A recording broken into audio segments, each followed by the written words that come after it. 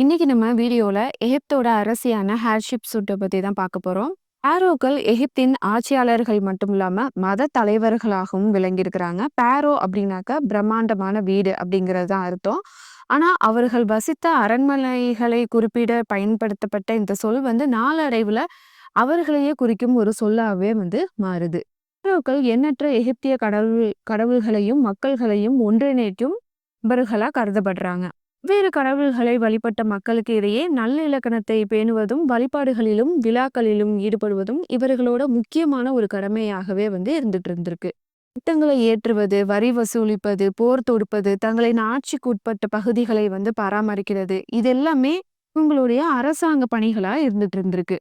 எகிப்தோட முதல் பாரோ யார் அப்படின்னு உறுதியா சொல்ல முடியாத ஒரு நிலையில இருக்கிறாங்க.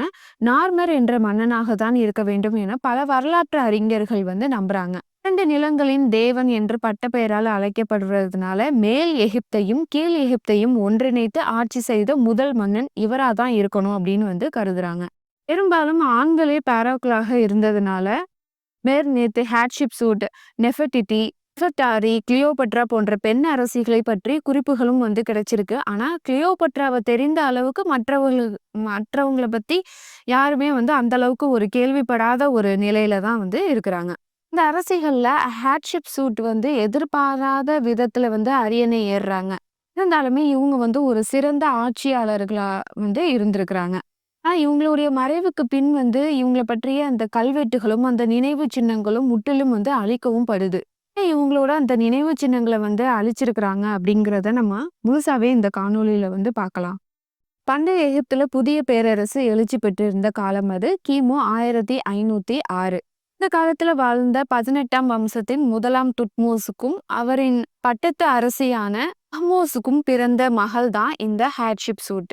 முதலாம் துட்மோஸ் மக்களோட அந்த நன்மதிப்பை பெற்ற ஒரு அரசனா இருக்கிறாரு. நீ எதிர்த்து வர்றவங்க மீது போர் தொடுத்து எல்லாரையும் தன்னுடைய அந்த அதிகாரத்துக்கு கீழே கொண்டுட்டு வராரு.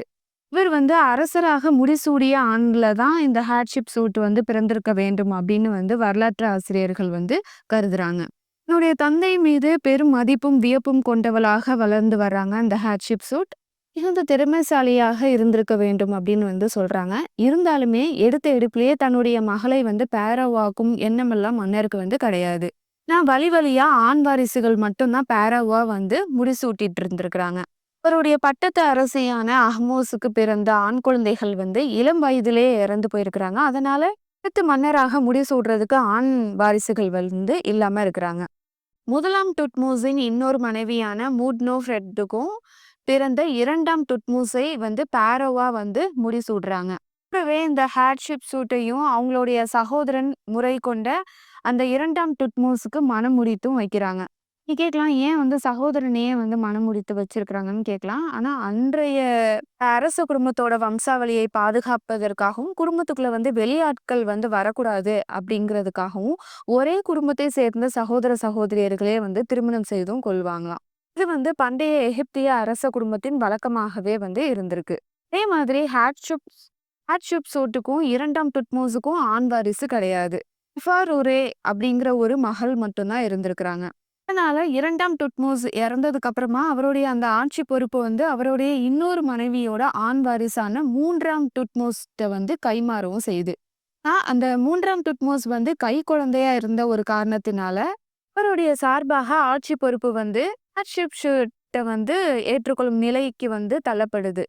7 வருடம் மாற்றாம் தாயின் குழந்தையோட பிரதிநிதியாக ஆட்சி புரிந்த இந்த 7ஆம் ஆண்டோட அந்த முடிவுல தன்னை தானே முடிசூட்டி கொண்டு தனக்கான ஒரு பட்டப்பெயரையும் தேர்ந்தெடுக்கிறாங்க. மூன்றாம் துட்மோஸ் வளர்ந்ததுக்கு அப்புறமாவும் ஹட்ஷிப்சூட் இணை அரசராகவே இருந்திருக்கிறாங்க. அரசாட்சியை நயவஞ்சமாக கைப்பற்றிய தற்பெருமையும் கர்வமும் கொண்டவள் அப்படின்னு சில வரலாற்று அறிஞர்கள் எண்ணியிருக்கிறாங்க. ஆனா சமீப கால அந்த ஆராய்ச்சியாளர்கள் அரச குடும்பத்தின் மற்ற உறுப்பினர்கள்ட்ட இருந்து ஆட்சிக்கு அச்சுறுத்தல் வந்திருக்கலாம். அதனாலதான் அரசியல் நெருக்கடி காரணமாக இந்த முடிவை ஹேட்ஷிப்சூட் எடுத்திருக்கலாம் அப்படின்னு சொல்றாங்க. அவர் அந்த ஹேட்ஷிப்சூட் அவங்க மூன்றாம் துட்மோஸை எந்த ஒரு காரணத்துக்காகவும் சிறைப்படுத்தப்படவும் இல்ல. மாறாக அவங்க தொடர்ந்து போர் திறத்தை கற்றுக்கொள்ளும் வரையுமே 3ஆம் துட்மோஸ்க்கு வந்து அவங்க வந்து கால அவகாசம் வந்து குடுத்திருக்கிறாங்க.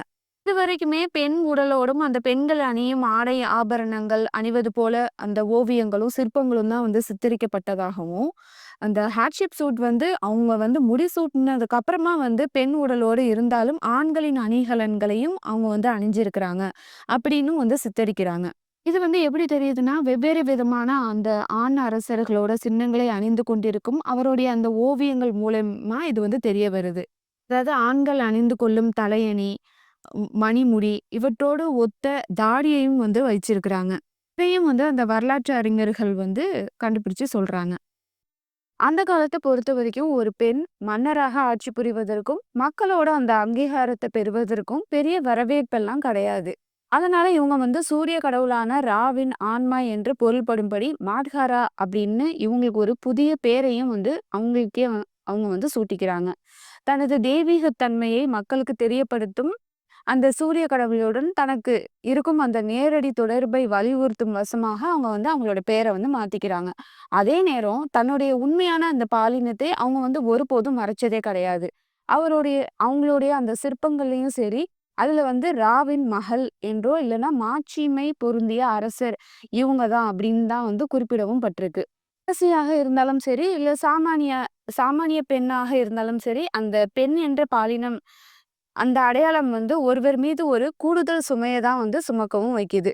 ஹேட்ஷிப் சூட் வந்து திறமையான அரசியல் வல்லுநர்களோட விசுவாசத்த பெற்றவங்களா இருக்கிறாங்க. அவங்களுடைய மகள் நெஃபருரே ஓட ஆசிரியரான செனன்முட் அவங்களுக்கு வந்து நெருக்கமானவங்களாவும் இருக்கிறாங்க, நம்பிக்கைக்குரியவங்களாவும் இருக்கிறாங்க.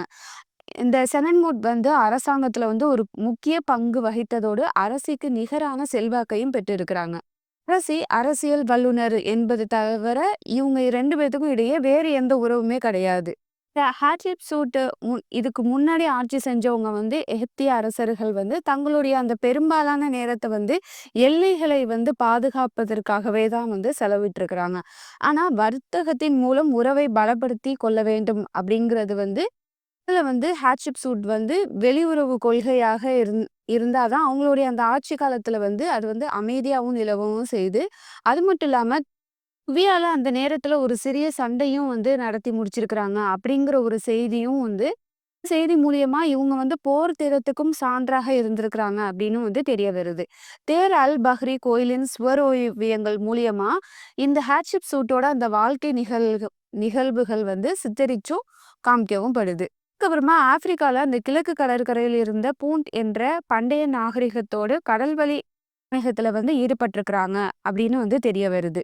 இந்த நகரம் வந்து இன்றைய எத்திரியா இல்லைன்னா சோமாலியாவில் இருந்திருக்கலாம் அப்படின்னு வந்து சொல்றாங்க. தங்கம், கருங்காலி மரம், மிர் எனப்படும் நறுமண பொருள், விலங்குகளின் தோல், ஆபூன் இன குரங்கு வகைகள் என பல வகையான பொருட்களை வந்து எகிப்துக்கு வந்து கொண்டுட்டு வராங்க.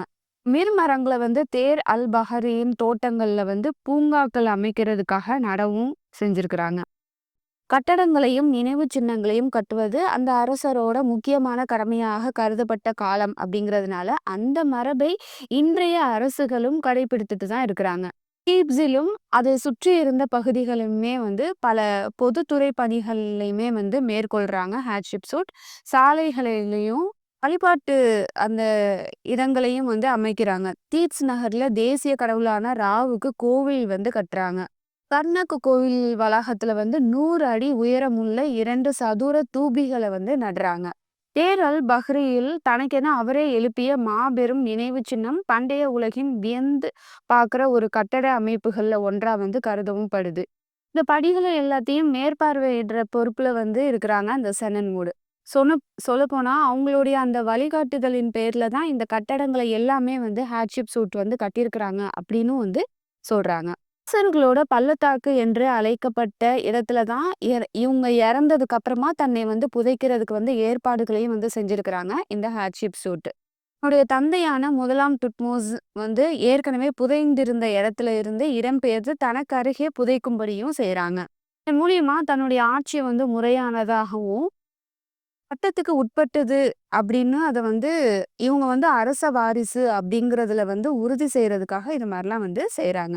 ஹேட்ஷிப் சூட் வந்து 1458ஆம் ஆண்டு தன்னுடைய அதாவது 50வது வயதை எட்டுறதுக்கு முன்னாடியே இறந்திருக்கலாம் அப்படின்னு வந்து நம்பவும் படுது. இந்த வருடம் தான் மார்ட்டின் ஆட்சியாளன் என்று பட்டப்பெயரை தனக்கு சூட்டிக் கொள்றாரு 3ஆம் துத்மோஸ். இந்த அரசியான அந்த ஹேட்ஷிப்சூட் மீது கொண்டிருந்த வெறுப்பை எல்லாம் அவங்க இறந்ததுக்கு அப்புறமா அவரை எழுப்பிய அந்த கட்டடங்கள் மீதும் அந்த நினைவு சின்னங்கள் மீதும் வெளிக்காட்டி தனித்து கொள்றாரு இந்த 3ஆம் துத்மோஸ். உங்களுடைய அந்த பேரையும் புகழையும் வந்து வரலாற்றுல இருந்து முற்றிலும் அழிக்கும் முயற்சியில வந்து ஈடுபடுறாரு. ஆனா இது வந்து உடனடியா இதெல்லாம் செஞ்சாரான்னு கேட்டா அது கிடையாது. இந்த ஆட்சிக்கு வந்து ஒரு 20 ஆண்டு காலம் அதுக்கப்புறமா தான் வந்து இந்த 3ஆம் துத்மோஸோட ஆட்சியின் இறுதி பகுதியில தான் வந்து இதெல்லாமே வந்து நடத்தியிருக்கிறாரு அப்படின்னு வந்து சில வரலாற்று அறிஞர்கள் வந்து சொல்றாங்க. தன்னுடைய மகன் அரியணை ஏற வேண்டும் என்பதோடு, இல்ல வேறு யாரும் ஆட்சி அதிகாரத்துக்கு கைமாற்றி விடக்கூடாது அப்படிங்கிற ஒரு எண்ணம் வந்து காரணமாக இருக்கலாம் அப்படின்னு வந்து சொல்றாங்க. இல்லன்னா ஹாட்ஷிப்சூட்டோட அந்த மற்ற அரச குடும்பத்து பெண்கள் வந்து அந்த ஆட்சி கட்டில்ல வந்து ஏறும் எண்ணத்த வந்து பெற்றிடக்கூடாது அப்படிங்கிறதுக்கும் ஒரு காரணமா இருந்திருக்கலாம் அப்படின்னு வந்து சொல்றாங்க. இந்த ஹாட்ஷிப்சூட் அப்படிங்கிற அரசியோட வாழ்க்கை வரலாற்றை வந்து புத்தகமாக எழுதிய சாய்ஸ் டில்லி வந்து என்ன சொல்றாருன்னா, பெரிய பனிப்பாறையில வந்து ஒரு சின்ன புள்ளி எதுவோ அதை தான் நம்ம இவங்களோட நம்ம வாழ்க்கை வரலாற்றை வந்து நம்ம பார்க்குறோம். நமக்கு தெரியாத இன்னும் பல விஷயங்கள் வந்து இருக்குது அப்படின்னு வந்து சொல்றாரு. 2007ல வந்து அரசர்களோட அந்த பள்ளத்தாக்குல வந்து ஒரு பெண்ணோட பதப்படுத்திய உடல் வந்து கிடைச்சதாகவும், அது வந்து ஹாட்ஷிப்சூட்டோட உடலாக இருக்கும். அதுக்கு வந்து வாய்ப்பு அதிகம் அப்படின்னு வந்து சொல்றாங்க வரலாற்று ஆசிரியர்கள். ஆனா ஆராய்ச்சியோட முடிவுகள் வந்து இன்னுமே வந்து வெளிவரல.